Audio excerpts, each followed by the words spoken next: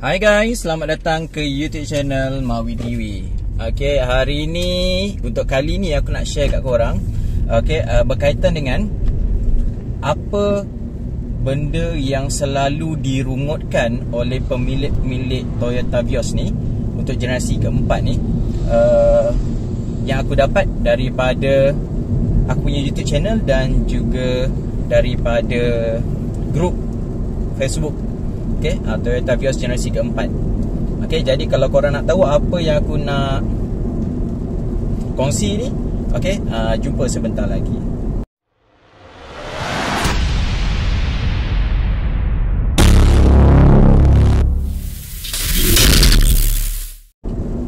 Guys, tadi aku dah cakap bahawa maklumat yang aku dapat ni adalah daripada feedback yang aku dapat daripada aku punya YouTube channel, dan yang keduanya adalah daripada Facebook grup generasi keempat Toyota Vios 2021, ataupun generasi keempat lah. Walaupun sebenarnya dalam grup tu aku selalu juga post aku punya YouTube channel ni, tapi admin selalu tak approve aku punya post. Mungkin dia tak bagi post link YouTube lah.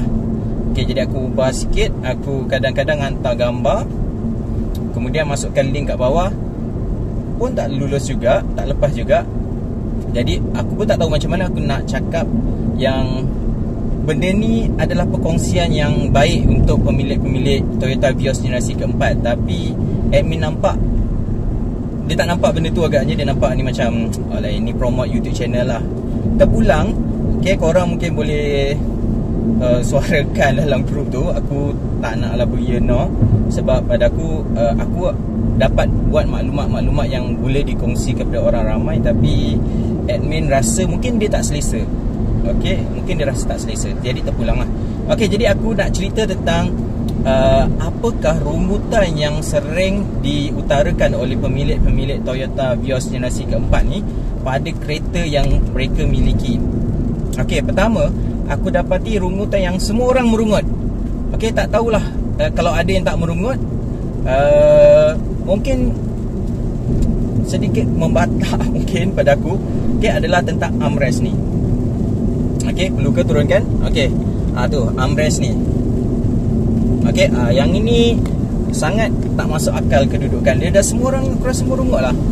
Aku tak nampak yang kenapa korang perlu positif tentang benda yang mengarut ni kat tengah-tengah ni.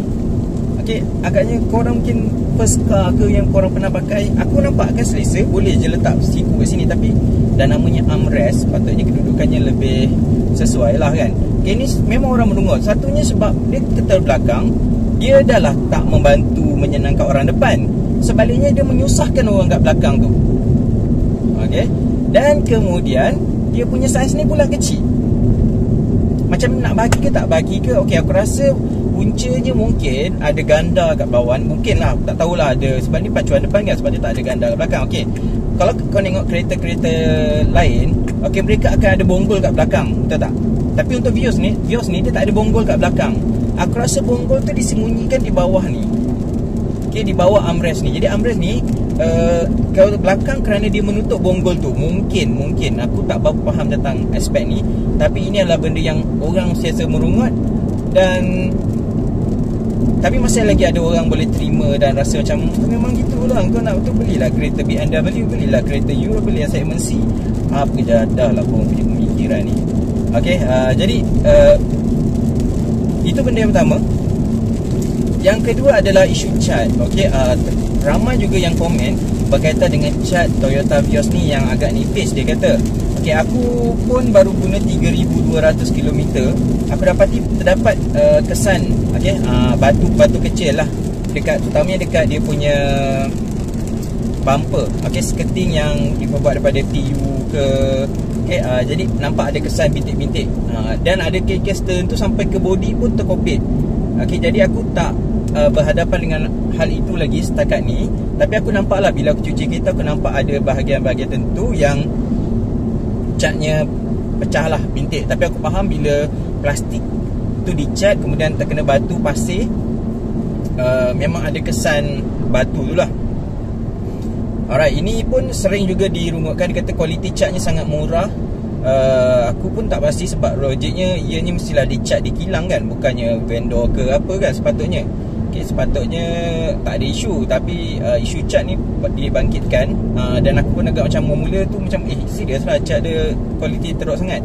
Pada aku tak adalah teruk sangat, tapi memanglah cat tu memang ada yang pecah. Okey, ketiga, sering juga dirungkau oleh orang ramai dan ditanyakan dalam aku punya YouTube channel ni adalah berkaitan dengan tak boleh off ke dia punya auto lamp ni. Okey, auto headlamp ni boleh tak off? Okey, jawapannya memang tak ada, tak boleh. Tak ada option itu. Okey, pada aku macam no issue. Okey, tak adalah isu besar, tapi dalam situasi tertentu aku rasa perlu juga dimatikan. Okey, apa yang susah sangat sampai tak nak sediakan button untuk offkan headlamp ni? Okey, sebab kereta ni ada DRL. Okey, kemudian bila dalam situasi, contohlah kau tengah tunggu seseorang di tengah malam. Okey, kau berada di parking lot, kau tunggu seseorang tengah malam. Okey, lampu kan hidup, sentiasa hidup. Kan jadi macam kau tak boleh nak parking dalam keadaan yang termati enjin, dia punya lampu. So kau matikan enjin lah. Okey, kemudian dia running light tu pun sentiasa hidup. Okey, kalau kau contohlah kalau kau matikan dia punya lampu tu jadi lampu kecil, okey, position light. Jadi masih lagi akan nampak lah, orang tahu okey dalam kereta ni ada orang. Okey, mungkin dari segi privacy dia akan ada masalah kat situ lah, tapi pada aku ia ni bukan isu yang besar. Tapi kalau ada function tu pun aku rasa okey, kita ada pilihan lah nak siasa on ke tak kan. Alright.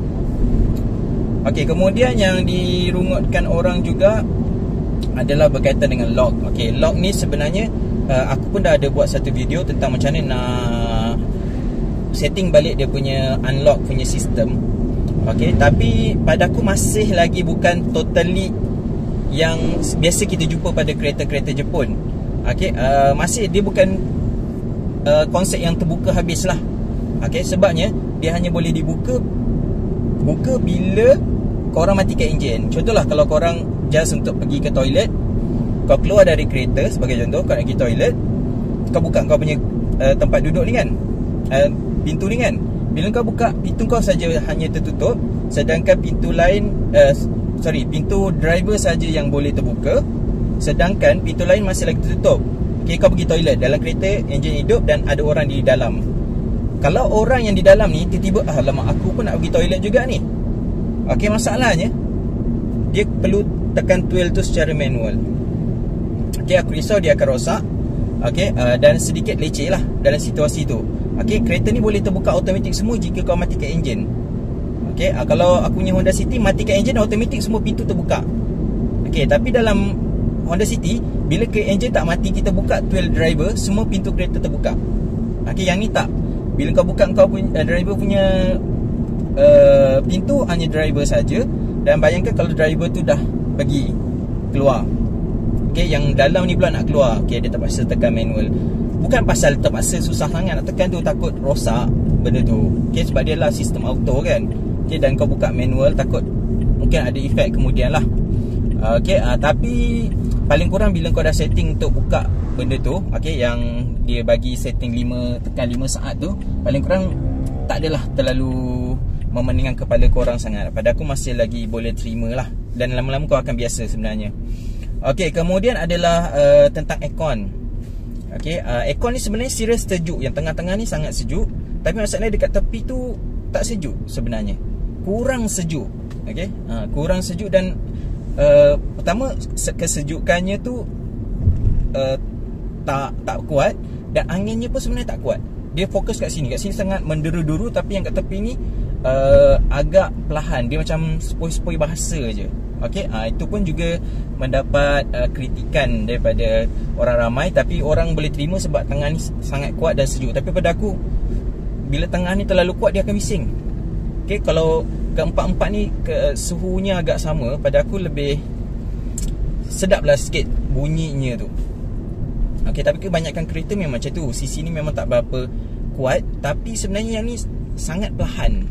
Okey, dia punya angin dan airconnya tu Okey, baik, seterusnya adalah baik, yang keenam yang selalu orang tanyakan, bukan komplain lah, orang tanyakan adalah tentang pre-collision system pada Toyota Vios ni. Dia kata berfungsi ke tidak? Okey, apa bukti dia berfungsi? Okey, aku dah buat juga test ini sebelum ni dan aku dapati ianya berfungsi, tapi pada aku ianya terlalu rapat. Okey, pada jarak yang paling jauh pun pada aku ianya sangat-sangat rapat sehingga kan macam tak masuk akal lah dia punya jarak tu. Okey, kalau setakat jarak tu terlalu dekat, contohnya macam 3 kaki, macam sempat ke korang nak brake sendiri? Okey, yang keduanya adalah ianya brake automatic ataupun dia hanya amaran saja. Sebab kalau ikutkan dia adalah pre-collision system, dia tak tulis ke alert ke apa ke kan. Okey, jadi tak pasti sama ada ianya adalah berbentuk amaran ataupun dia brake. Tapi berdasarkan buku manual tu yang aku baca, aku dapati bahawa kalau korang tak brake, sistem tu akan brake. Tapi masalahnya pre-collision system yang dalam buku manual ni kan dia adalah international punya buku. Okey, kadang spek tu ada kat Malaysia, kadang tak ada kat Malaysia. Okey, sistem ni berbeza-beza ikut spek negara, betul tak? Okey, jadi aku tak pasti yang Malaysia punya boleh brake ke tidak. Okey, sebab macam Toyota Safety Sense, okey memanglah Toyota Safety Sense, tapi sebenarnya untuk Vios mungkin lain, untuk Honda untuk Camry lain, untuk Altis lain, dia berbeza, kadang speknya tak lengkap. Okey, jadi ramai yang tak pasti sama ada pre-collision system ni adalah berapa jauh, kemudiannya dia brake ke ataupun dia hanya bagi amaran. Situasi melanggar speed bump atau bonggol. Okey, yang ni aku dah buat video sebelum ni. Okey, berkaitan dengan bila langgar bonggol dia akan menendang. Okey, macam satu sistem spring tu menendang. Okey, itu pun dapat komen juga dalam aku punya YouTube channel.